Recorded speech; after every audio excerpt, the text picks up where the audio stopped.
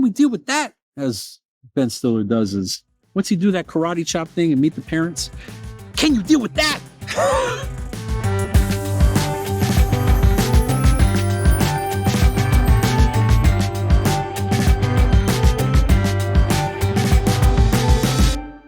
Danger zone. We're in the danger zone. If listeners, you're there, haven't listened to The Wind, thank you for listening to The Wind and bearing with us as we continue to convey our thoughts and feelings about life and about choosing joy. Right? And I chose very intently, and it's okay. It's okay for some. Everybody makes their own choices. Everybody's on their own path. So if we want to feel grief, if we want to feel sad, if we want to feel bad, it's okay. We can do that. We all can make our own choices. But I'm here to tell you, through my own experience of literally, my grandma is the most inspirational person in my life. In my life. And she just passed away. And I am choosing, because this is exactly what she would do. This is exactly how she wanted it, would ever want it, to choose joy and to choose to remember those moments and to choose to know she's in my heart and to know that she's celebrated through me and around me. Benefited by words people say that remind me of her, whether it's, Constance Amazing in the grocery store saying that on the day of her wake, or my wife last night or the night before where, we said goodnight and she said, bye now. That's not something my wife's ever said. That's not something my wife's ever said. But that's something my grandmother always said when she hung up the phone. She said, bye now. And I haven't heard her say that in years. But that's what she said. And I instantly remembered that. Instantly. I talked about the gift, the rat gift that the cat bought my grandmother. And I thought about there was one time where a cat was in my front yard and it was running after something. And I realized it was an iguana. And then it climbed a tree. The iguana climbed the tree. And there was this big iguana, this big, massive iguana. And the cat climbed the tree. And then the iguana left and blah, blah, blah.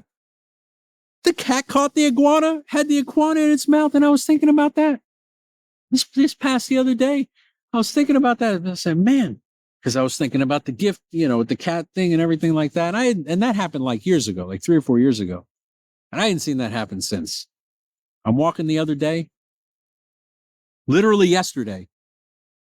I see a cat running. I'm like, and then I see an iguana. I'm like, oh my God. And then the cat catches the iguana, this time a much smaller one.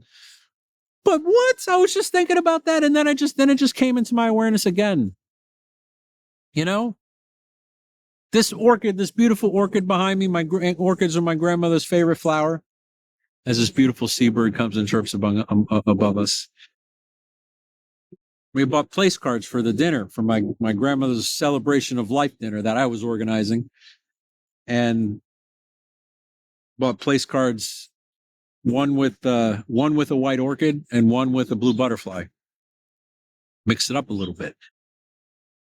Monday, this thing shows up, a white orchid with a blue and purple iridescent butterfly on it. One of the last, gift from, my wife's employer. Thank you so much. Which she said, my wife told me a story. She says they usually send flowers, but they thought to do something different this time. And then to match the place cards, just these little things. These little ones, and then once we start to see these, and they happen they happen more and more frequently, and then we connect the dots, and we're looking back. It's like we start to see things and to realize that our thoughts and our feelings are absolutely connected, and are absolutely manifesting in our physical experience around us, right? Because it's so hard to wrap your head around. When I first heard this concept of time doesn't exist. What? What the hell are you talking about? Of course time exists. But then if we start to think about it and we start to think about how that's possible, right? And as I think Da Vinci says, is if you can think about time as if you put your hand in a river you're touching water that came from someplace else, and you're touching water that's going someplace else beyond, downriver, right? And if we can think about time like that, is that we're like, right now we're planting seeds for our future. We're remembering and recalling seeds from our past.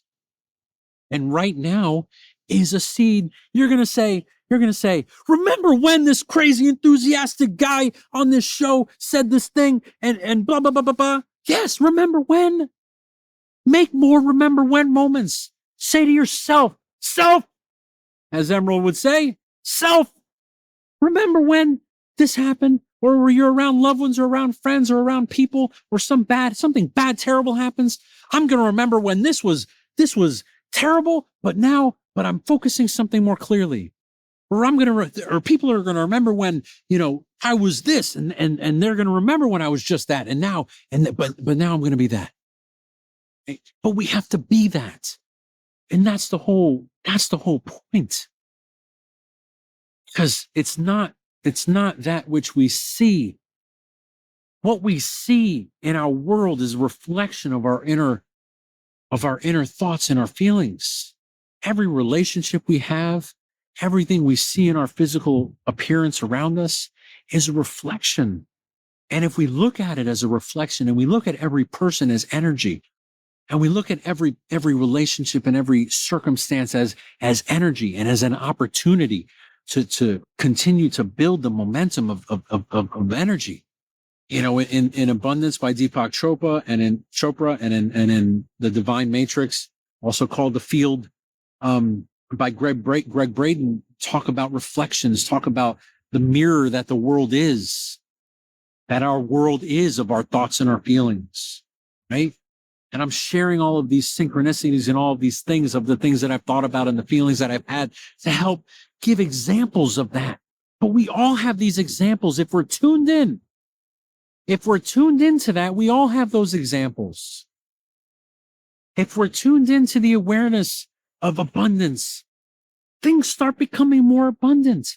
If we're tuned into gratitude and nature, we start appreciating nature, and we start feeling gratitude more frequently. But when we're tuned into the things we don't want, that happens. If we are honest with ourselves, it happens, right? And sometimes we don't know the reason for things, and it's okay. It's okay, but can we reflect back and look and try and put the dots together and realize that, man, God, if I had, looking forward, I never would have seen this path, right? Everything we always think is a straight line, when in reality, it goes, all over, and then it ends up over here where we want. That's what happens, right? And then when we start becoming more conscious and being more aware, what happens, at least in my experience, the time it takes for these thoughts and feelings to become an expression and a mirror in our outer world happen less. It takes less and less time. And the present moments in which they occur and they express themselves happen closer and closer and closer. Right? And another thing, we have these feelings, and sometimes, Joe, you're sitting here saying, just forget about this and choose joy. How do you do that? That's not easy. Of course, that's not easy. It's not easy.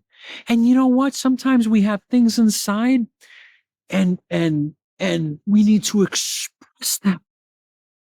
And sometimes we need to express them if people hurt us. Even if we know that we don't want to go there. I don't want to go there. It's too much. But we gotta go. And I'm going to say we got to go there. And then I'm going to say we get to go there. We have the opportunity to go there if we so choose, right? And we get to go there. We get to have the opportunity to be in the awareness that we can go and express that. And whether that person or whether that situation acknowledges or believes what we say or how we feel, what we share as something that hurt us, that we need to express and let go of and express out.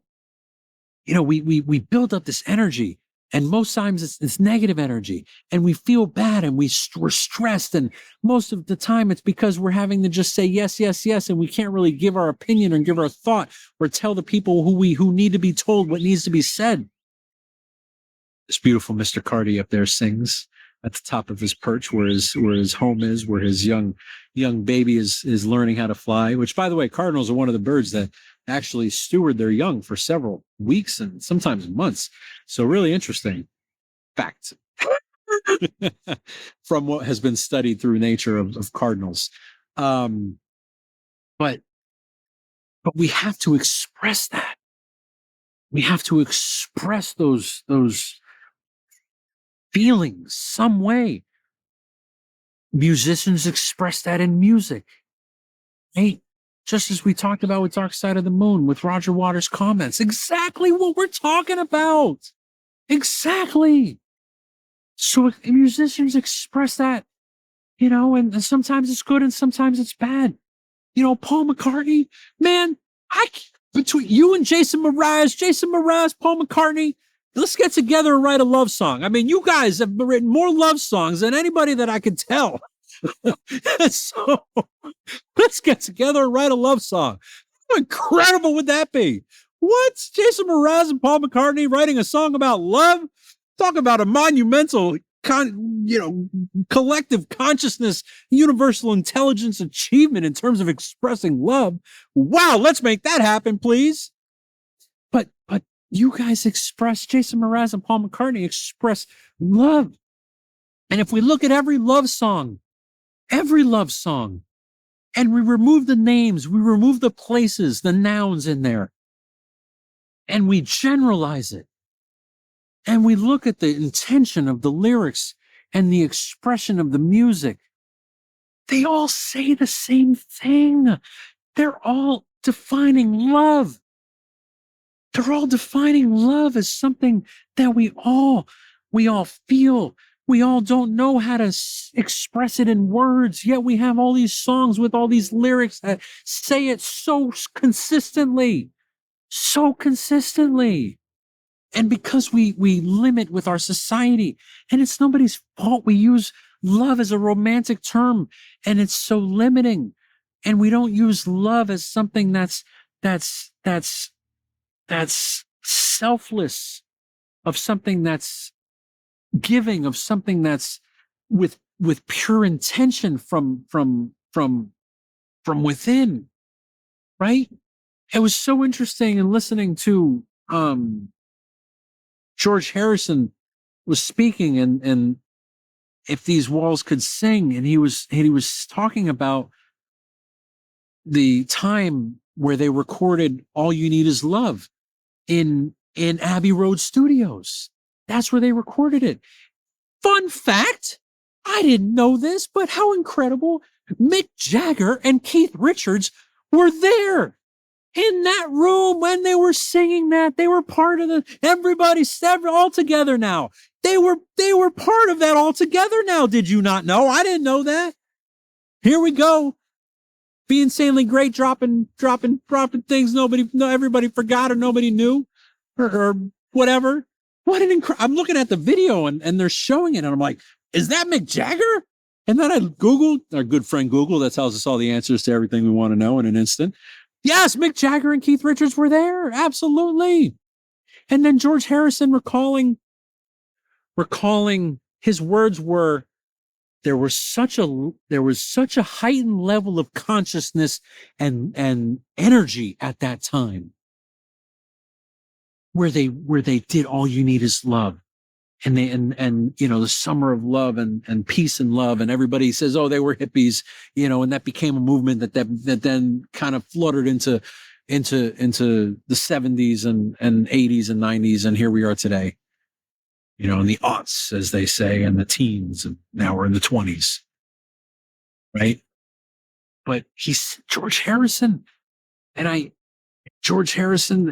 to say that he could feel the level of energy and heightened consciousness that was around at that time, incredible. And for that, and again, looking at the lyrics of All You Need Is Love, it's all there. It's all we need. What if that energy is rooted in love? Love is like the only thing that I could conceive of that is something that doesn't really have a negative unless there's a fear attached to it. That if I express this love, I'm afraid someone might judge me. If I express this love, I'm afraid because of X, Y, and Z reason. That's the only time love has anything negative attached to it. Everything else has positive attached to it. That's love. Love is if we look at love as truly something as to all we need, and we express and make choices out of love. It's love or fear. All choices are made out of love or out of fear. If we're honest and we look and we get to the root and get to the root and get to the root and get to the root of why that choice is being made, the intention of that choice, it's either a choice out of love or a choice out of fear. All of us, in every choice we make throughout the day, throughout our life, in every present moment. And fear, if we look at fear as something that our awareness, it comes into our awareness with these opinions and these thoughts and these things and if the universe is serving them up as to something that we need to overcome for one reason or another. Because what do we spend most of our time thinking about? All the things that we don't want. So are we surprised when all the stuff that flows our way is stuff that are thoughts that we don't want? We shouldn't be surprised because we spend so much time thinking about and being anxious and being stressed. No wonder that's what flows back into our awareness. No wonder that's what thoughts that flow. But can we give ourselves a chance to choose differently? Can we give ourselves a chance to have the awareness that maybe, just maybe, if we trust the universe and we trust ourselves, that the potential exists for something different, that the potential exists for joy, that the potential exists to choose positive, to choose joy, to choose love, and to then allow that to then become something we do more frequently, and then that ultimately manifests and becomes our physical experience in our relationships, in our world, in the nature around us, right? That potential exists if we give it a chance. If we give it a chance, all potentials exist in the present moment. Can we be in the present moment frequently? There might be some of you saying, Joe, you've talked about this before. And to you, I say you are 1,000% right. And there's others that have said, I've never watched you before, but here I am today. And you're talking a lot about this present moment awareness stuff. Well, because that's where we operate. That's where our life is determined. My grandma said 2 weeks before she passed, I don't know where I lost life. And so I am here to help every one of us, myself included, make sure I never lose life. And so how do I never lose life? I am in the present moment as often as possible. I am engaged with my energy as often as possible in the positive flux of relativity, not worrying about time, feeling the energy, feeling the feeling, being joyous. We're here to be joyful. We're here to have fun. We can also learn from, as much as we learn from struggle, we can learn from joy. We can. And if we reflect back on our lives and we're honest with ourselves, and we are consciously trying to think of positive, joyful moments, there's things we've learned from that, but we instantly gravitate towards the negative because that's what floods our lives, because we get stressed, we get anxious, we get worried about everything outside of us in our world. Right. That's what we do. It becomes natural because our feelings are magnetic. Our thoughts are electric and our feelings are magnetic, as Joe Dispenza has helped articulate to us so clearly. Right. And so our thoughts are electric and our feelings are magnetic. So our thoughts send it out there and the feelings we're attracted to that. And talk about the law of attraction. We're attracting those things towards us. So we send out negative feelings. It's magnetic. We're going to attract negative feelings. And it's not even sending it out. It's just within us. We don't need to be talking to anybody. We're sitting there with a sour face, feeling bad about ourselves or about our life or about our world. That's just going to keep coming. We should not be surprised when we get the same shit coming towards us. We should not be surprised. Can we be more consciously aware of the words we say after I am? And what if we began to affirm things that we are? And let that be something that we become? because we need to be in order to end up in what it is that we want, and the reality and the physical experience and the physical realm of around us, and what it is that we want and the reality that we want for our life. We need to be that now. We need to be that now. Why do we need to be that? You're like, how do you do that? What's that? How do you be something before you're there and before you see it? Well, we need to believe it. We need to feel it before we see it. We need to believe it, and we need to be it. And how do we be it? By little, throughout moments upon moments, and building momentum and starting to make choices to act like that version of ourself would act if we were that already. What choices would that version of ourself make if we were that already? What would that be like? And we can't, we're crazy to think that we can start 100% doing that today. But what we can do is we can start on the 1%. And you know what? In 100 days, we might not be at 100%, but maybe we'll be, 50%, 80%, but it's better than being at zero. Who wants to be at 0% towards what we want? And most of us are, because most of us haven't taken a few minutes and a few moments to actually think what it is that we want. And realize sometimes when we're in circumstances, oh, I don't like this, I don't hate this. Just like Elton John said, he doesn't think, I don't want to do this, I want to write songs. So he made a choice to go do that. So if we're in the middle of something in our lives right now that we don't want, be grateful. Let us be grateful. I'm so grateful for all the moments that I was in my life in which of things that I don't want, because what that was, that allowed me to realize who I am not. It's so incredibly valuable to realize who we are not, so that we can then make choices toward being who we are, and to make choices as who we want to be in this moment. Right? Can we look at it like that? Right?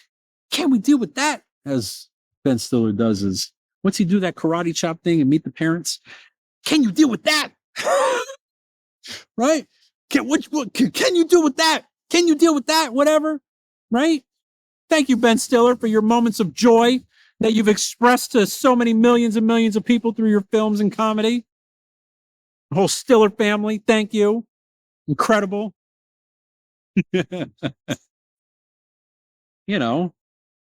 can we be inspirations for others around us? How can we create moments of inspiration for the people in our lives? How can we be that? Let's build on everything that's around us, all of those experiences and all of those people that we look up to. All of those people. Steve Jobs, what an incredible inspiration for billions upon billions of people.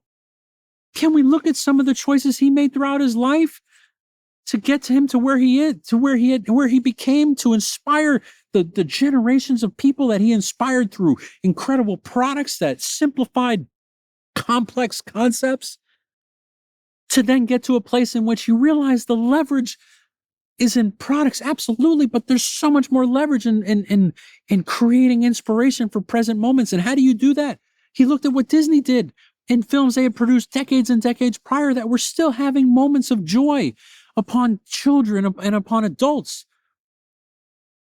And so he said, let me do that with Pixar.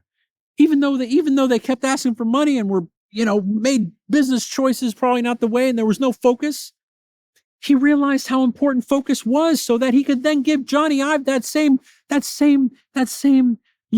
lesson and inspiration many years later. What are you saying no to? Because when he was at Next and when he was at Pixar, they weren't saying no to enough things. And what do you know? As soon as he got back to Apple, he had to say no to so many things. He had to say, no, we're not doing this. We're not doing this. We're not doing that. We're only going to do this, and we're going to be the best in the world at it. The best in the world. Yes, we are. And we're going to give it intention, and we're going to give it love, and we're going to give it care. And we're going to give it everything to make it the absolute best. And you know what? We're going to release it based on a point in which we know it's going to be great. And if we want to build on it further, that'll be the next version. Because we're not going to release anything until we know it's exactly the best it possibly can be for what's available to us now. Right? Incredible. Incredible. Talking about his ability to reflect and his ability to connect the dots in prior moments and his ability to understand and then use those lessons to then inspire others who we look up to. Jony Ive, chief designer at Apple for decades, and to then create your own design firm, LoveFrom. Yes, everything. If everything was built with love, how incredible! If everything was designed with love, absolutely. Thank you. Thank you. And what an incredible story of love and kindness and just inspirational value for a foundation of choices and life. A boy, a mole, and a fox and a horse. Beautiful Academy Award winning, short film on Apple TV. Beautiful, beautiful. And again, looking at these people that we look up to that have inspired billions of people, not only billions of people, but billions and trillions of moments, present moments, right? In which they can do it differently because these people made choices to do something to enable something new, something innovative, something different, right? And so think different. Be different if you so choose, or be yourself, whatever that is. And our self is defined as the choices we make and who we are consistently. That's what our self is. You're like, what is, find yourself. What is myself? Well, here's how you define yourself. You define yourself. We all define ourselves by the choices that we make consistently, not the words we say. Not the words we say. So many of us say words and we do things and we do other things. And if we're honest with ourselves, we know who we are. If we're honest with ourselves, we say one thing and we do another. And and those of us that do that might look at ourselves as the things we say. And that's okay. You do you. Everybody does them. Everybody makes their own choices. Everybody's on their own path, on their own journey. But the reality is, our concept of self is defined by the choices we make consistently.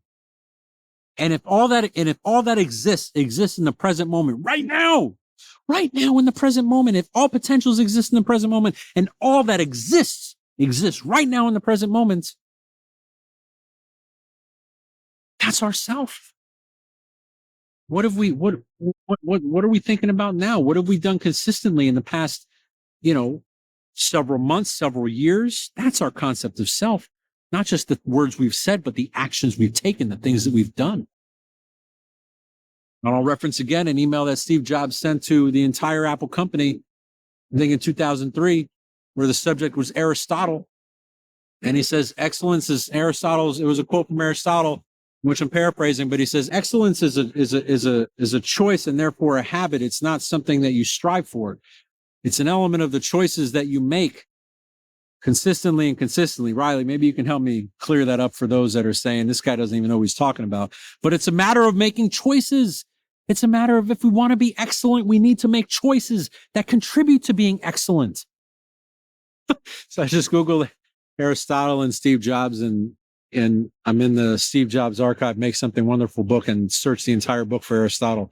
He references Aristotle several times. One of these when Steve Jobs was right, this was one of the elements of Make Something Wonderful, which go read that book, ebook. It's free. Thank you, everybody at the Steve Jobs archive, for making it free to the world. He says, when I was going to school, I had a few great teachers and a lot of mediocre teachers. And the thing that probably kept me out of jail was the books. I could go and read what Aristotle or Plato wrote without an intermediary in the way. And the book was a phenomenal thing. It got right from the source to the destination without anything in the middle. And he said, the problem was you can't ask Aristotle a question. And then he says, and I think as we look towards the next 50 to 100 years, if we really can come up with these machines that can capture an underlying spirit or an underlying set of principles or an underlying way of looking at the world, then when the next Aristotle comes around, maybe if he carries around one of these machines with him his whole life or his or her whole life and types in all this stuff, and maybe someday after this person's dead and gone, we ask the machine, hey, what would have Aristotle have said? And he basically tells this story about him trying to even if we what if we could ask Aristotle a question? I think we all of a sudden we don't want to say, oh, I don't want to say what they would have said.